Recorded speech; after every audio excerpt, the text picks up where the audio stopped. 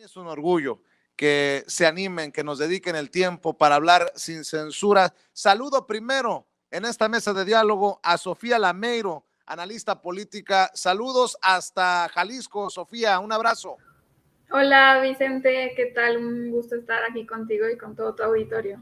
Buenas noches, querida Sofía. También saludo al mejor flautista de México, al histórico Horacio Franco. Maestro, ¿cómo estás? Muy buenas tardes, muy buenas noches. Querido Vicente, muchas gracias por la invitación, siempre atento a tus noticieros, a todo los excelentes artículos que sacas con todos los comentaristas, todos los articulistas, todos los analistas. Muchas gracias por la invitación, es una diferencia y un enorme honor que me des como ciudadano una voz. Y muchos saludos a Sofía también. Claro que lo mereces, maestro Horacio Franco, y también saludo a Alejandro Puerto, otro amigo de la casa. Alejandro, un abrazo, buenas tardes, buenas noches. Hola, buenas tardes, saludos a todos. Hola Alejandro, saludos. A ver, déjenme empezar con esto que dice el presidente, que hay crisis, obvio, en el Tribunal Electoral del Poder Judicial de la Federación.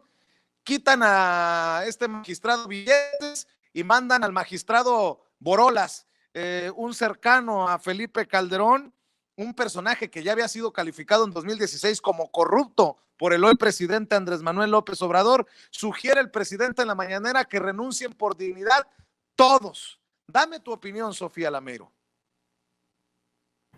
Claro, a mí me parece que los procesos que hemos visto en estos últimos días con el tribunal no solamente nos han demostrado que han sido y se han realizado con varias irregularidades, sino que el propio tribunal, que debería de ser un referente del respeto a los procesos democráticos que pues tendrían incluso dentro de sus propias filas, pues nos ha demostrado que no tienen nada de respeto para ellos, ¿no? Ahora hemos visto que incluso Felipe Calderón y Margarita Zavala celebraron la ahora presidente Reyes y que pues estaban muy contentos con esta nueva reestructuración del tribunal, lo cual nos da indicios de que pues podrían estarse beneficiando de estos movimientos en el tribunal, que aparte están respaldados por otros dos magistrados, ¿no?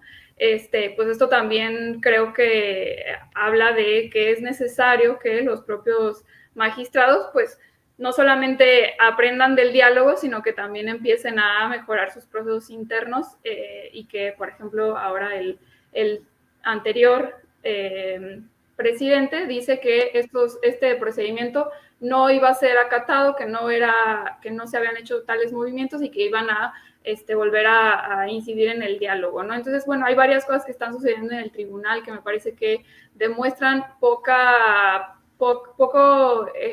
respeto por los procedimientos, pero que además resultan muy extraños por lo que se podría estar generando en vista del próximo proceso que vamos a tener en el país, que tiene que ver con la revocación de mandato, ¿no? Entonces, habría de ser necesario, pues, investigar a todos los magistrados y ver qué tanto deberían de estar en esas posiciones, ¿no?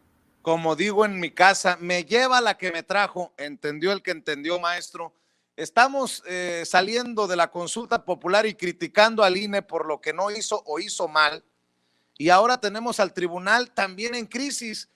¿Y quién nos asegura entonces que de aquí a la revocación de mandato, de aquí al 2024, vamos a tener autoridades electorales imparciales?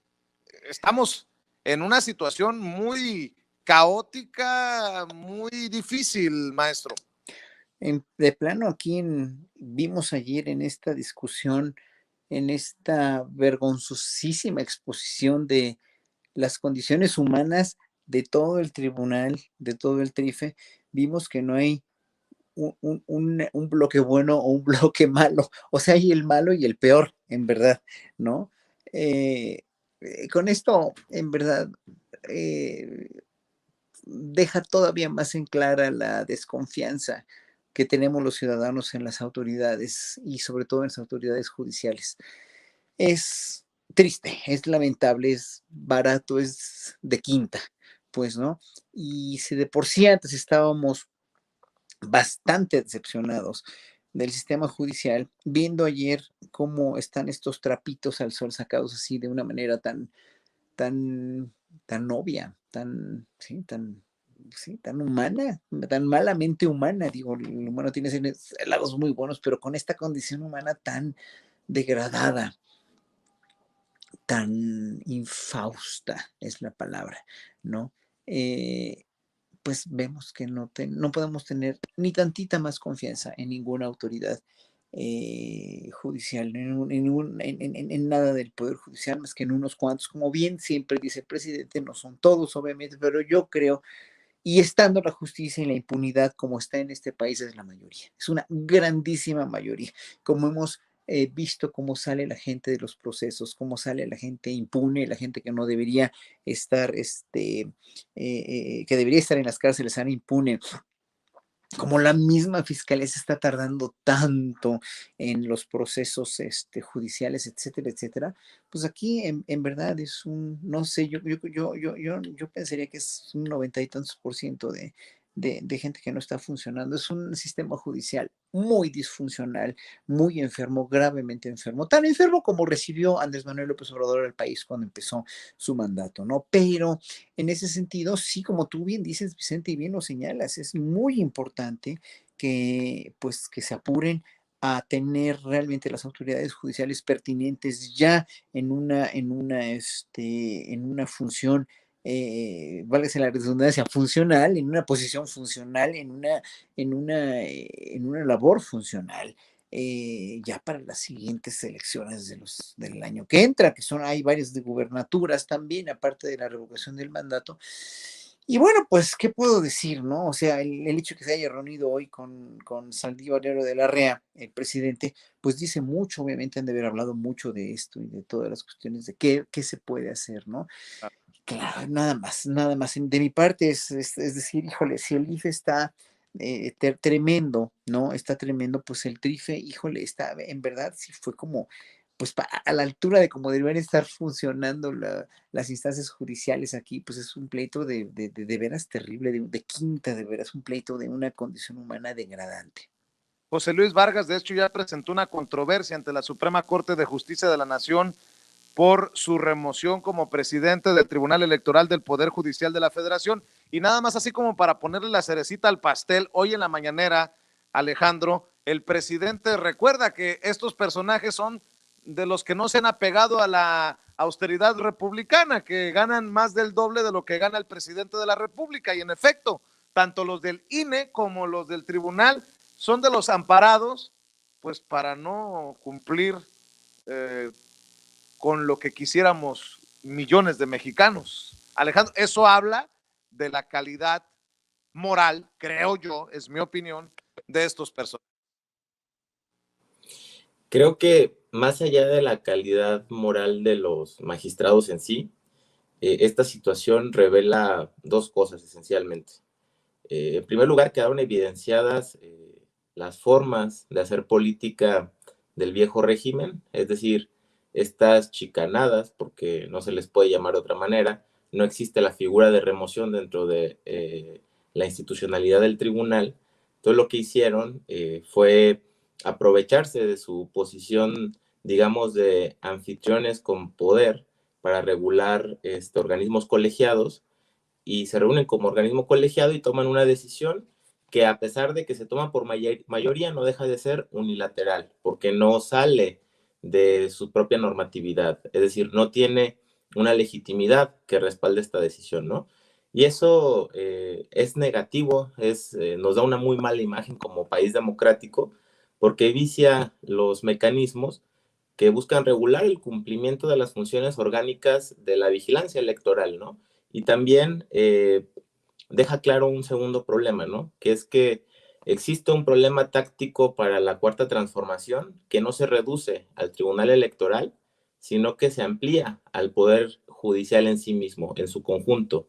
Y es que la Cuarta Transformación no se ha planteado qué hacer con la institucionalidad democrática que heredamos de los gobiernos neoliberales, que es una legalidad que ellos mismos inventaron y que estrecha nuestro marco de acción, porque son reglas que implementaron gobernantes corruptos. Es decir, que este tipo de situaciones se puedan presentar es natural en las instituciones, pero sería sancionable si no tuviéramos una institucionalidad tan viciada como la nuestra. Si hubiera ocurrido en otro sexenio, creo que estaríamos hablando de otra polémica y no tanto de lo indigno que resultó la destitución del magistrado presidente. Yo coincido con el presidente en que tienen que renunciar todos, porque todos demostraron que no pueden actuar con apego a la legalidad. Es decir, si su mecanismo para destituir a un magistrado que les resultaba incómodo de la presidencia fue un acuerdo popular, un acuerdo que ni siquiera sabemos qué hay detrás de él, ¿no? Qué tipo de intereses hay empujando o presionando para que se tome esta decisión. Entonces todos deben de renunciar y se debe de renovar el Poder Judicial, el Tribunal Electoral, pero también se debe de rediseñar todo nuestro sistema electoral y plantear de fondo, desde un aspecto jurídico, pero también político, qué hacer con el Poder Judicial.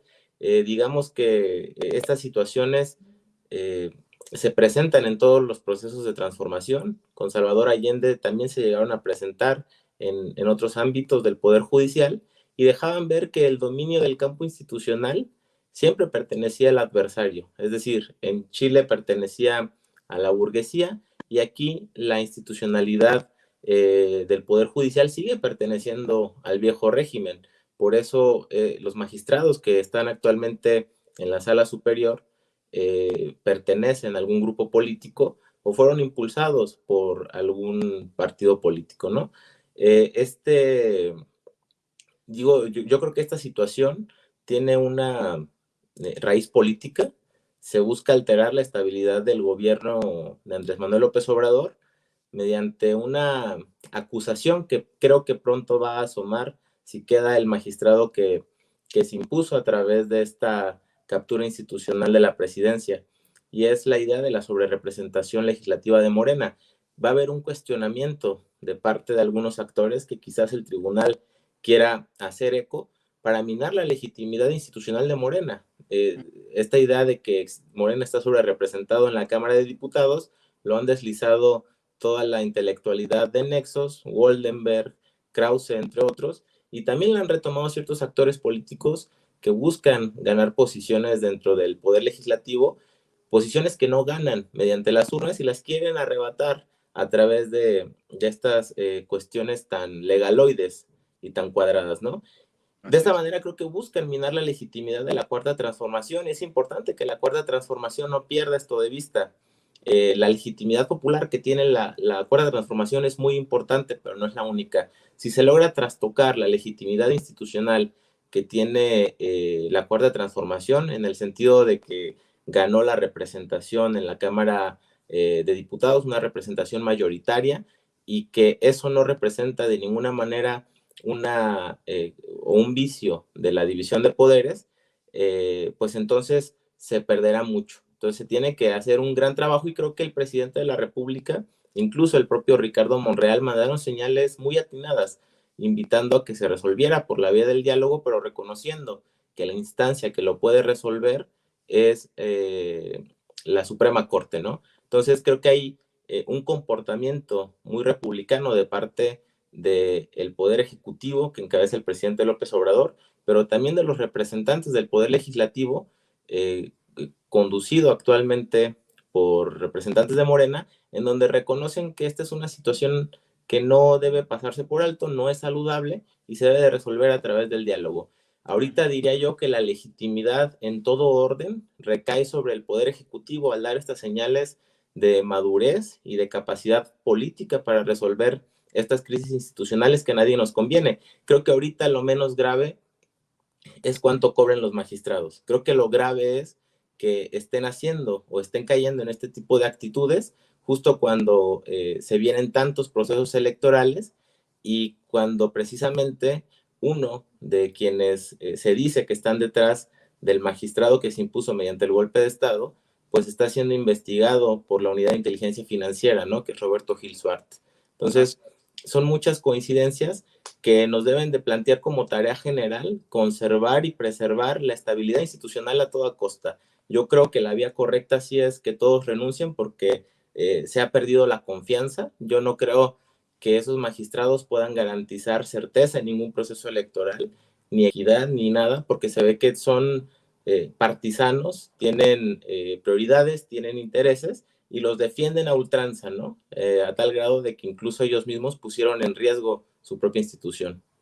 Precisamente por eso pregunto, para la revocación de mandato, hay condiciones, existen condiciones. El presidente Andrés Manuel López Obrador dijo que confía, así lo dijo en la mañanera, en que el INE sí realice la consulta de revocación de mandato, luego de que el consejero presidente del Instituto Nacional Electoral, Lorenzo Córdoba, declarara que es probable que no se realice la consulta de revocación de mandato en marzo de 2022 por falta de la ley reglamentaria, y dijo que esa ley se hará pronto, dijo el presidente, y no habrá pretexto para no realizar ese ejercicio democrático. ¿Hay condiciones o no hay condiciones, Sofía Lameiro? Bueno, más allá de los tecnicismos, hay algo importante a considerar en el tema de la consulta, y es que, pues, como población tengamos las ganas de participar, ¿no? Y creo que este ejercicio democrático es algo que queremos instaurar en nuestra democracia y que todos vemos como algo positivo, ¿no? Tener revocaciones de mandato a nivel presidencial a mediados de cada sexenio, pero sobre todo que se haga una costumbre con los puestos ejecutivos, ¿no? Que tienden a ser los más largos en nuestra democracia, ¿no? Incluyendo aquí a los gobernadores y pues ver cuál sería la posibilidad con los presidentes municipales, también considerando que los presidentes municipales solamente duran 3 años, ¿no? Pero son ejercicios que refuerzan nuestra democracia y que sin duda es algo que hemos estado pues buscando a partir de la Cuarta Transformación, pero que desde hace mucho tiempo se ha buscado hacer, ¿no? Esto que la oposición dice que no sería posible por la cantidad o la posible cantidad que le podría costar al INE, pues es una torpeza total, porque no considera realmente la inversión que deben de hacer los países en los mecanismos democráticos que hay en su país, ¿no? Y creo que estos ejercicios de democracia directa fortalecen la participación ciudadana, pero sobre todo fortalecen una democracia que, pues, considerando el caso de México, pues es una democracia joven, ¿no? Pero que necesita reforzarse con mayores ejercicios democráticos, pero sobre todo fortaleciendo sus instituciones, ¿no? Al día de hoy para nosotros sigue siendo inconcebible que el INE nos cueste tanto, considerando que lo único que hace es organizar las elecciones, pero no invierte en mejores y más mecanismos democráticos, ¿no? Ahora lo vimos con el tema de la consulta, y es que el INE totalmente estaba poco preparado para hacer y realizar una consulta ciudadana de la magnitud que se estaba empleando ahora en este año, pero sobre todo que pues habría que hacer ciertas modificaciones en la ley, no solamente para el INE, pero sino también en lo que tiene que ver con la consulta ciudadana, y que ahora con la revocación de mandato pues nos da mucho sobre lo que se tiene que hacer y lo que se debe hacer para que el INE funcione bien con este tipo de ejercicios, este tipo de mecanismos, ¿no? Me parece que ahora pues los diputados y diputadas tendrán que asegurarse de que todo el tema legal esté perfectamente en regla, pero sobre todo, pues como ya lo ha anunciado el presidente, si hay condiciones, e incluso los propios diputados y diputadas de Morena, pues ya están considerando aquello que pueda reclamar el propio INE al respecto, ¿no? Entonces creo que sí va a haber condiciones, yo creo segura que los diputados y diputadas de Morena, pero muchos otros diputados de la coalición de Juntos Haremos Historia, están convencidos de que nuestra democracia necesita seguir invirtiendo en este tipo de ejercicios, y sobre todo que se amplíen los ejercicios de democracia directa. Dice el presidente Andrés Manuel López Obrador, maestro Horacio Franco, no es un asunto legal únicamente esto de la revocación de mandato, es un asunto moral. Si se hace la consulta, se decide que yo me quede, pues adelante. Si deciden que me vaya, pues me voy. Ni modo que vaya a buscar un abogado, que voy a pedir que me asesore Diego Fernández de Ceballos o el exministro de la Suprema, José Ramón Cosío. Pues ya le contestó. Fíjate, no pueden vivir sin Andrés Manuel López Obrador. Diego Fernández de Ceballos, conocido en el bajo mundo del panismo como el jefe, dijo que no tenga duda, si es para que deje de hacer destrozos y decir estupideces, lo asesoro para que se largue y no le cobro, dice Diego Fernández de Ceballos. ¿Cómo les duelen estos temas, Horacio Franco? Pues primero que le cobren sus impuestos que debe a ese señor, ¿no? Digo que le condonaron, ¿no? Nada más. No tiene por qué cobrarle al presidente, ni tampoco por qué insultarlo, porque finalmente el presidente nunca lo ha insultado, ¿no? Ajá, y siempre me acuerdo de ese debate que tuvieron hace tantos años, ¿no? siempre fue muy respetuoso López Obrador y bueno, este señor envalentonado, siempre como un conquistador, siempre me lo imagino de veras con su armadura y con su corcel, ¿no? Conquistando y matando indígenas, ¿verdad? En el siglo XVI. Así se siente este señor. Este señor es una de las más lamentables figuras que yo he visto en el México contemporáneo, ¿no? Entonces, pues ni hacerle caso, ¿no? Porque siempre va a insultar, siempre va a ladrar y va a sacar su casta divina de conquistador español, que pues, a todos nos hace gracia y aún nos da coraje o nos puede enojar, pero pues, lo más importante en esta cuestión ya moral de la revocación del mandato del año que entra es que, pues obviamente, si pensamos patriotamente, como hubiese yo supuesto que íbamos a pensar en la consulta popular del domingo pasado, iríamos a ver, no sé, hubiéramos salido a votar no 7 millones, sino 40 millones, ¿no? O sea, es en realidad lamentable y lo publico hoy en El Soberano, donde pueden leer mi artículo, en El Soberano MX, donde hago 10 reflexiones, ¿no? 10 puntos como un decálogo, 10 puntos eh, sobre mi visión de las consultas populares y sobre lo que se espera también ahora, se lo digo a ustedes, sobre lo que yo espero de la próxima consulta como ciudadano, ¿no? Independientemente del mecanismo y de las cuestiones legales del mecanismo y de la trascendencia misma de un mecanismo así, de plebiscito que es muy útil en otros países para sacar comisiones de la verdad, como hubiera sido pertinente en este caso, aún sin la consulta popular. Pero el próximo plebiscito, la revocación de mandato, sí es una encrucijada también, puede llegar a ser una encrucijada para Andrés Manuel López Obrador si la oposición en verdad, que no lo creo, obviamente, ¿no? Se va a poner las pilas y va a ser congruente con ella misma, lo cual tampoco le veo el caso, ¿no?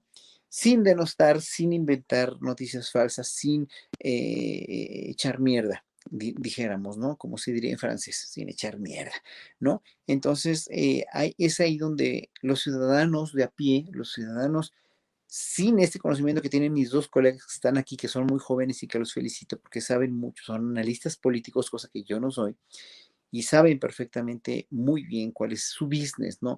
Mi business es, como ciudadano, finalmente, es vivir en un país donde se gobierne bien, donde no tenga esta corrupción tan penosa y tan vergonzosa que teníamos y que en muchas instancias siguen teniendo, y lo sabe el presidente y también se lo dicen y en fin, lo sabe y no puede controlar todo porque no es un mago con una varita mágica que en 3 años ya o en 6 va a resolver todo este problema endémico que tenemos. Es un problema verdaderamente terrible de desigualdad, de corrupción, de saqueo, de doble moral, de una conducta terrible, una conducta ciudadana terrible y aparte de todo, pues una conducta ciudadana pues muy apática o en francés le dicen valemadrista, que en un momento dado hizo lo que hizo, o sea, ocasionó lo que ocasionó el 1 de agosto al haber habido menos votantes de los esperados.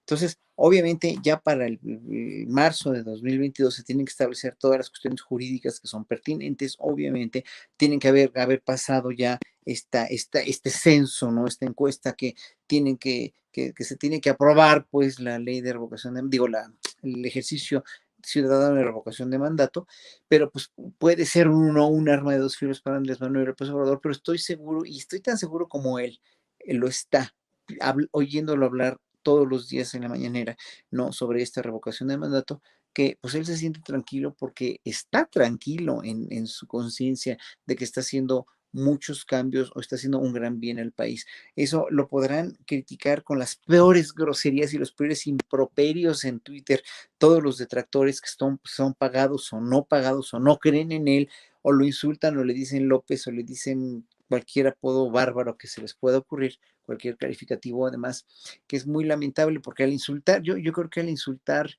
a otra persona, pues te insultas a ti mismo, humanamente te insultas a ti mismo al lanzar tanta de veras tanto veneno, pues el único que te envenenas eres tú, ¿no? Y pues López Obrador obviamente yo creo que está con su conciencia tranquila, yo creo que sí, en un momento dado sí se defiende, porque muchos me dirán, no, pues es que él lanza veneno contra la prensa difamatoria y con la prensa, contra la prensa, chayotera y lo que quieran, pero yo creo que lo único que hace él en las mañaneras es hacer una cuestión aparte de defenderse, ¿no? Es una cuestión total y absolutamente de un aprendizaje para el pueblo de un reiterar constantemente que pues en verdad sí hay una prensa que está vendida y que está resentida y que está totalmente pues casi organizando como hace ratito decía este compañero peruano, pues sí, un golpe muy bajo, ¿no? Con todas las derechas que son de temerse, ¿no? Porque tienen mucho dinero y porque finalmente son derechas que están muy organizadas por ese poder que les dé el dinero. Entonces sí hay que tener cuidado como pueblo, yo creo que sí tenemos que unirnos más que nunca los que estamos apoyando. No ciegamente un gobierno, no es nada más apoyar ciegamente y decir, no, es ver lo que está haciendo muy bien, ver todo lo que la Secretaría de Román Meyer, la SEDATU, ¿no? Sí. Está haciendo en verdad de obra pública maravillosa por todo este país y diarios sacan y sacan cosas que no hay una comunicación realmente eficiente como debería haber de todo el gobierno federal y de muchos gobiernos ya, como el gobierno de la Ciudad de México, ¿no? Ayer lo estábamos discutiendo con la secretaria Sheinbaum en una comisión de cultura en la cual pertenezco.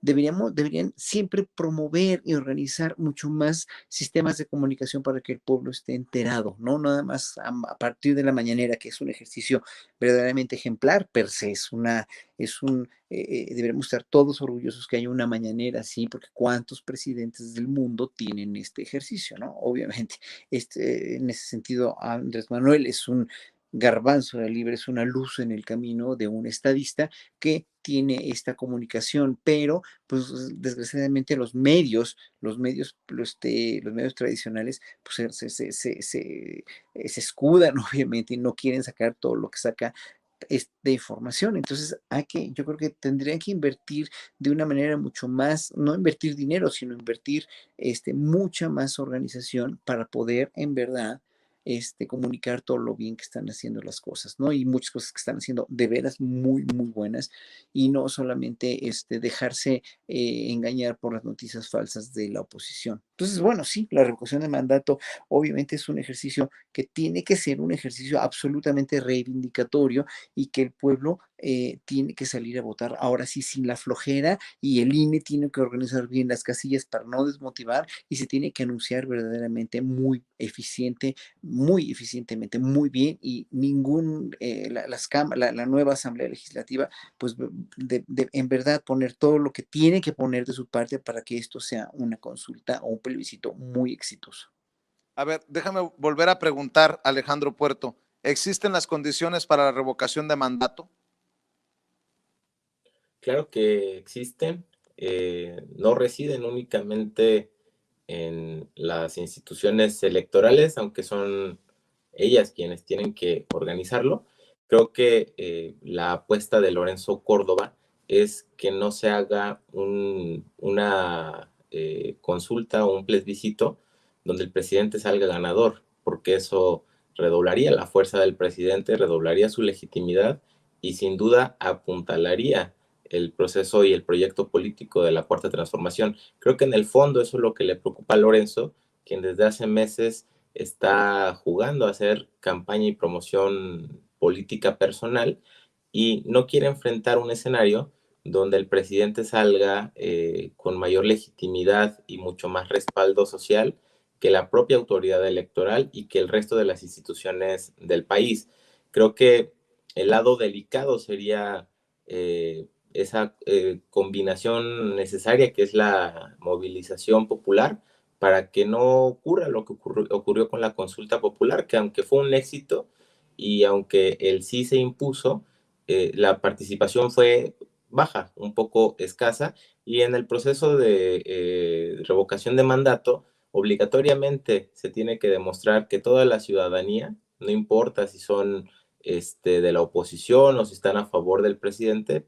Lo importante es que salgan a participar y quede demostrado que están interesados en ser copartícipes de cómo se conduce este país y que prestan la atención necesaria a procesos tan interesantes e innovadores como es una revocación de mandato.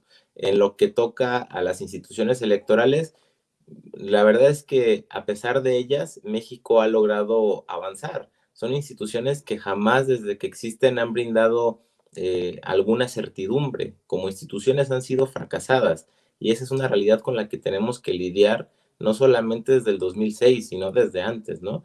Entonces, por supuesto que existen las condiciones, también puede existir algún tipo de, alguna sospecha de controversia, porque son instituciones parciales, son instituciones que están sumadas al bloque opositor al presidente, pero al final de cuentas, el presidente ha tenido la inteligencia suficiente para saber que su defensa se debe de dar en el marco de la Constitución y esperemos que así lo entienda el Instituto Electoral y acaten la normatividad vigente y lleven a cabo este proceso. De no hacerlo, creo que el INE, sobre todo más allá del tribunal, quedaría sepultado ahora sí en su legitimidad y en su reputación, porque ni siquiera se esforzó por organizar bien el proceso de consulta popular y negarse a realizar la revocación de mandato es arrancarle a la gente un derecho que se ganó a través de la movilización y en las calles. No es una prebenda, no es algo que nadie nos haya regalado, es un triunfo de la gente que ahora se ve reflejado en un mecanismo de participación que está en la Constitución política. Si no se realiza, entonces estaremos hablando que de verdad existe un enemigo común a todos los mexicanos, que sería el propio INE, ¿no? Además, no es quien debe de estar opinando si existen las condiciones para realizarse o no. Al final de cuentas, el INE no es interlocutor con los otros, con el poder legislativo, con el poder ejecutivo. El INE es un órgano autónomo con una especialización técnica que tiene un mandato muy específico y esa tarea de redactar su ley secundaria para regular la revocación de mandato, pues es algo que corresponde a las fuerzas políticas que están representadas en el poder legislativo y que lo determinarán a través del diálogo. El INE realmente solamente tiene que esperar a que la Cámara de Origen decida cómo se va a instrumentar la revocación de mandato e implementarla. El simple hecho de que estén dando una opinión que es de carácter personal, porque nadie se las ha solicitado, pues deja ver la falta de voluntad que hay y lo poco demócratas que pueden llegar a ser los consejeros. Déjenme plantear una última ronda con este tema, porque quiero también mandar mi solidaridad a los colegas de la revista Contralínea, en donde se practica periodismo de investigación y periodismo independiente, al maestro Miguel Vadillo, a Nancy, a Sósimo, a todos. La página de Contralínea enfrenta ciberataque tras publicar información sobre la ultraderecha. La página web de Contralínea se encuentra bajo ataque cibernético luego de que se publicaran 4 investigaciones sobre los archivos de la ultraderecha internacional obtenidos por Wikileaks. En los documentos se da cuenta de la participación de políticos panistas, directivos y académicos de universidades privadas y asociaciones civiles donde confluyen calderonistas y foxistas. En las últimas horas el sitio de Contralínea ha detenido 111 ataques y ha mitigado el 99.1% del navegador malo. La página se mantiene funcionando, aunque el tiempo de espera se ha incrementado en alrededor del 70% con respecto de las horas previas a la publicación de las andanzas de la ultraderecha mexicana, española y mundial. Mi solidaridad, no están solos, amigos de Contralínea, admirados, respetados, siempre queridos en esta trinchera independiente y por esta audiencia diferente e inteligente. Y déjenme leer algo con lo que inicié el espacio, para cerrar con lo que iniciamos. México es el epicentro de la conspiración internacional de la ultraderecha.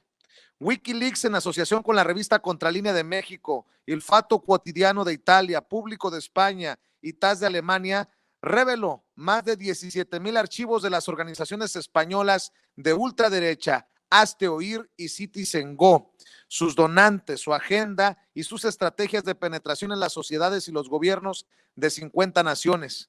México aparece no solo como el país de origen a través del yunque, sino como uno de los principales centros de operaciones y de captación de recursos en la actualidad. De la revisión de los documentos se desprende que Hazte Oír y Citizen Go cuentan en México con dos estructuras, Citizen Go México y Yo Influyo. La primera abierta, la segunda disimulada, pues formalmente la asociación aparece como independiente del conglomerado. Sin embargo, un documento interno de Hazte Oír la revela como parte de su armazón internacional. Yo Influyo tiene como presidente a Fernando Sánchez Argomedo y como directora general a Rosa Marta Abascal Olascuaga, hija mayor de Carlos María Abascal Carranza, uno de los fundadores del Yunque y secretario de Gobernación en el gobierno del entonces panista Vicente Fox. Participan activamente en esta asociación los hermanos Juan Ignacio Zavala y Margarita Zavala, esposa del expresidente Felipe Calderón, hoy diputada electa por el PAN. En su portal de internet son los principales colaboradores. Asimismo, Hazte Oír y Citizen Go se han asociado con la estadounidense The Howard Center for Family para organizar y llevar a cabo la reunión anual de la derecha y el conservadurismo internacional, el Congreso Mundial de la Familia. ¿Sorprendida o no? ¿Y cuáles son tus opiniones acerca de esto que se publica? México en el epicentro de la conspiración internacional de la ultraderecha, de acuerdo a lo que publica Wikileaks, Sofía Lameiro. Pues no sorprendida, porque ya habíamos estado viendo que varios ejercicios que emprendían desde el ala calderonista, pues estaban plagados de, por ejemplo, bots que salían de diferentes partes del mundo. Era bastante obvio que el calderonismo, pues, había estado ejerciendo y más bien construyendo sus telas y sus relaciones con muchas otras organizaciones a nivel no solo nacional, sino también internacional, ¿no? Es algo que mundialmente la ultraderecha hemos visto que replica en muchos en muchos países, por ejemplo, en España con Vox, en Latinoamérica con también algunas otras fuerzas políticas de la ultraderecha, ¿no? Lo que sí llama la atención es, y lo que tal vez sería muy interesante de volver a investigar, y además también de expresar mi solidaridad con Contralínea y estos ataques que siguen teniendo en sus páginas de internet, que es pues la típica respuesta del conservadurismo, que es limitar la libertad de expresión, es saber dónde están saliendo los recursos que financian todas estas acciones, pero sobre todo que permiten que muchas otras organizaciones y sobre todo gente del exterior esté incurriendo en la actividad política de México, ¿no? La fuerza que hemos visto constantemente, el intento de fuerza que constantemente quiere tener Felipe Calderón en México es sobre todo sobreponerse a la voluntad popular de los mexicanos y las mexicanas y intentar ponerse pues a la fuerza, ¿no? Como lo vimos también desde, en el 2006, pero sobre todo ahora que fueron desplazados en el 2018, pues ahora intentan utilizar a todos estos viejos elementos del panismo, como Margarita Zavala, como Diego Fernández de Ceballos, para intentar tener un poco de legitimidad, aunque es evidente que la perdieron o la tienen perdida en su mayoría, buscan seguir estando presentes, ¿no? Porque, pues bueno, no se han podido dar ni la tarea de invertir en construir nuevos cuadros políticos. Incluso fue una recomendación del propio presidente en una mañanera, que era que invirtieran realmente en sus escuelas de cuadros del conservadurismo, si realmente les interesaba renovar sus fuerzas políticas, ¿no? Pero se nota que en el conservadurismo, específicamente en el PAN, hay un deseo profundo de enquistarse en el poder porque, pues bueno, además de ser carentes de principios e ideales, su principal preocupación es seguir aprovechándose del poder público para beneficios propios y personales, ¿no? Su objetivo es principalmente el beneficio personal para hacer negocios al amparo del poder público, para seguir consiguiendo millones a costa del beneficio y el bienestar de la gran mayoría del país. Y así es como hemos visto que han trabajado, ¿no? Ahora incluso, por ejemplo, todo el aparato que vimos que se empezó a organizar en las elecciones, pero un poco antes de las elecciones, con todo el tema de las noticias falsas, la gran amplitud que tenían en redes sociales para difundir verdades a medias, para tergiversar la información, pues tiene un sentido práctico que busca beneficiar directamente al ala panista, pero sobre todo pues a los partidos de oposición que tratando de incidir en la opinión pública, pues quieren quedarse en el poder, ¿no? Independientemente del propio espacio público que podríamos tener de diferencias con las fuerzas políticas, pues a ellos les interesa mejor mentir y con eso manipular la opinión pública para que, pues bueno, tengan beneficio en las votaciones, ¿no? Ahora, pues, vemos que no les ha estado funcionando tanto, pero sí es cierto que en términos, por ejemplo, de difusión de información, pues han estado ganando espacios y pues eso es preocupante porque pues los principales, o sea, los medios de comunicación que están aliados con ellos, pero sobre todo lo que logran ellos difundir en redes sociales y muchos otros espacios que igual y no están tan regulados, como WhatsApp, etcétera, pues generan una gran problemática en nuestro país en términos de la información y la verdad que se difunde todos los días, ¿no? Así es, maestro Horacio Franco, suena fuerte, ¿no? México en el epicentro de la conspiración internacional de la ultraderecha, de acuerdo a lo que se publica de los 17,000 archivos de organizaciones dadas a conocer por Wikileaks. No, mira, desde un punto de vista ciudadano sin ningún punto de vista crítico sobre lo que se está poniendo en juego, además entre el advenimiento de gobiernos de izquierda como el de Perú, Argentina, Bolivia, México, ¿no? Como los que tenemos ahora. Obviamente, cuando tú lo analizas geopolíticamente, hay como un hartazgo ya de la derecha, no por la derecha de los pueblos, hacia la derecha. Y evidentemente todavía la derecha recalcitrante en este país y en otros países de Sudamérica, como la misma derecha de Bolsonaro, ¿no? Están volviendo los ojos hacia Europa, pero el fenómeno de Europa, el fenómeno de la ultraderecha y de las conquistas que ha tenido la ultraderecha en Europa fueron por motivos muy diferentes, han sido por motivos muy diferentes de los que tenemos aquí en Latinoamérica, ¿no?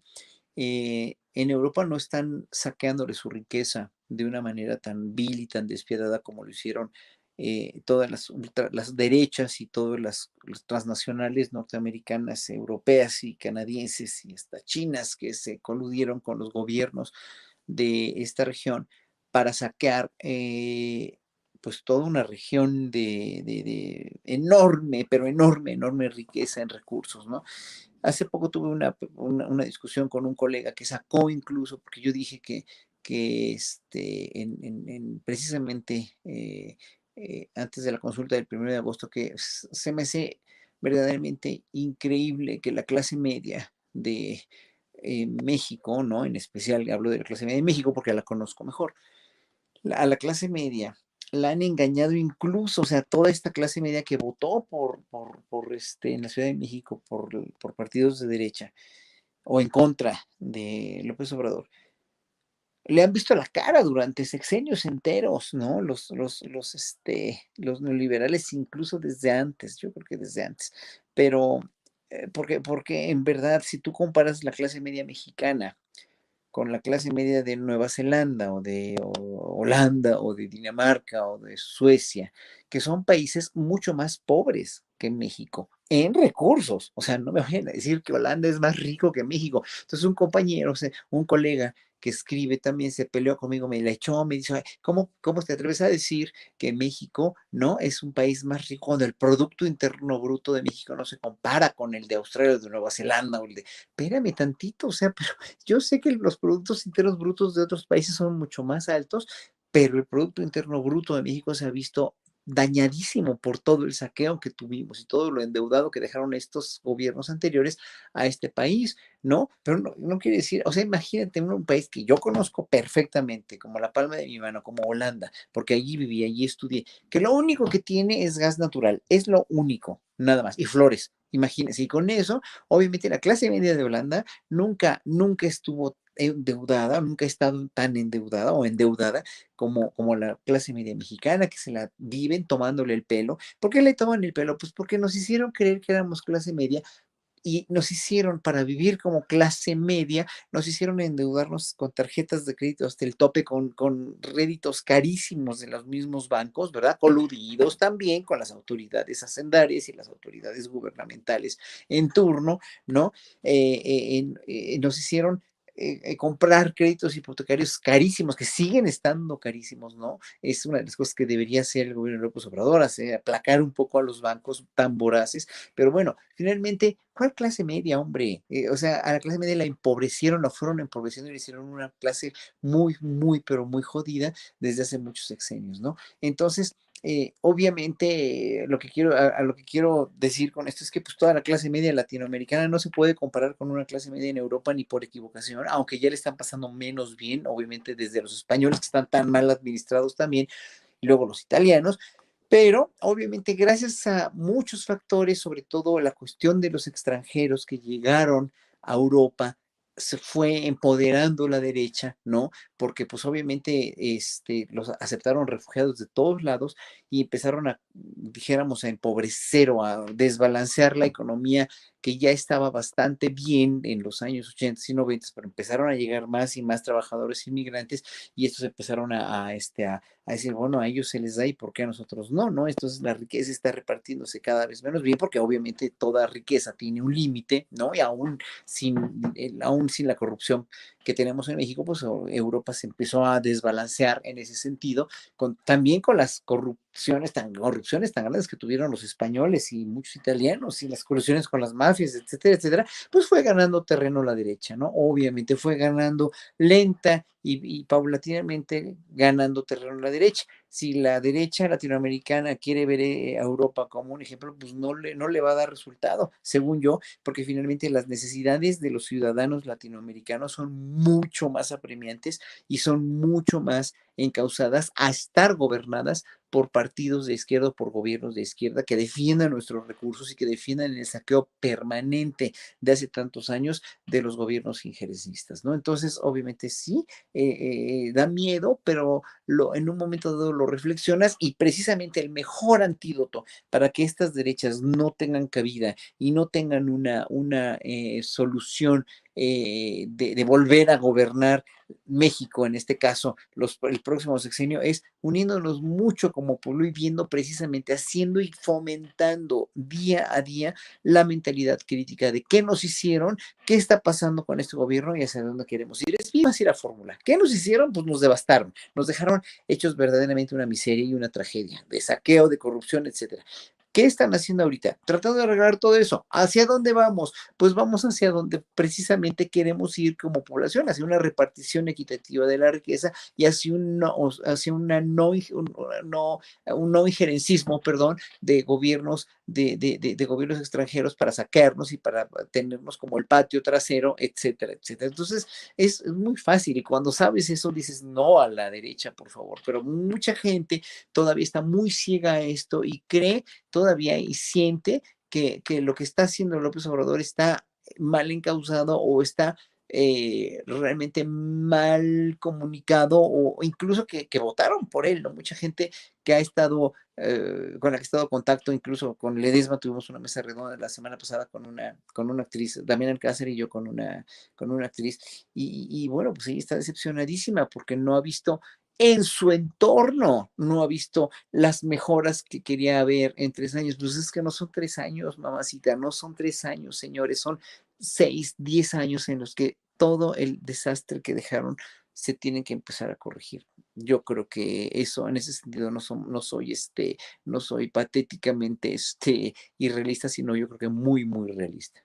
Así es. Leo esto que publica la revista Contralínea sobre lo de Wikileaks y México en el epicentro de la conspiración internacional de la ultraderecha, Alejandro Puerto, y se me viene a la mente un episodio, aquel de Sandoval Íñiguez con Emilio González Márquez, departiendo, cuando el exgobernador mandó a chingar a su madre, a los gobernados, cuando dijo que las uniones homosexuales le provocaban asquito, cuando le daba cheques al arzobispo de Guadalajara, entre otras cosas. Dame tu opinión, Alejandro.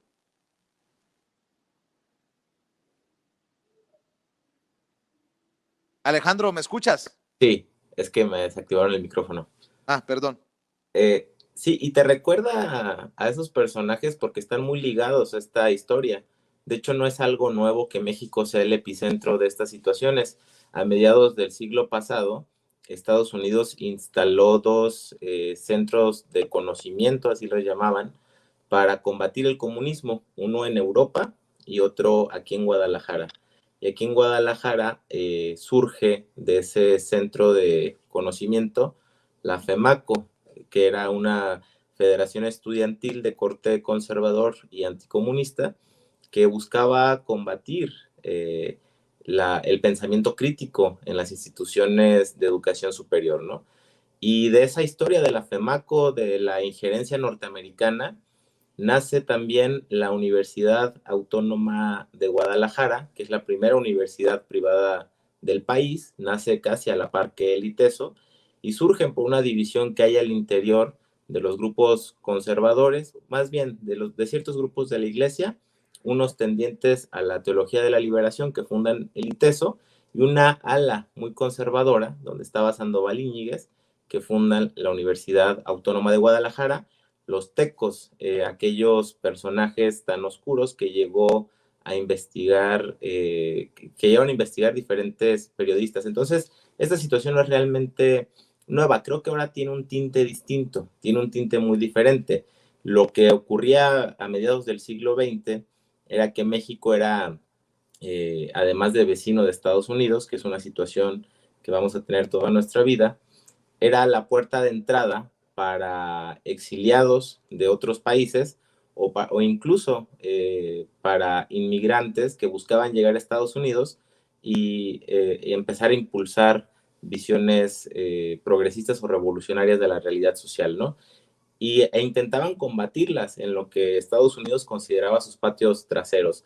Creo que ahora tiene un tinte distinto porque va a permitir hacer una conexión de actores que antes no se había hecho y que llega incluso a aquellos que financiaron el Frena y que siguen financiando no solamente este activismo conservador que narran Wikileaks y Contralínea, sino también que tiene tintes desestabilizadores, que se han planteado una guerra de mentiras en redes sociales y que buscan a través de la manipulación mediática hacer que la gente se rebele contra el gobierno, aduciendo que nos podemos convertir en Venezuela y todas las mentiras que ya conocemos.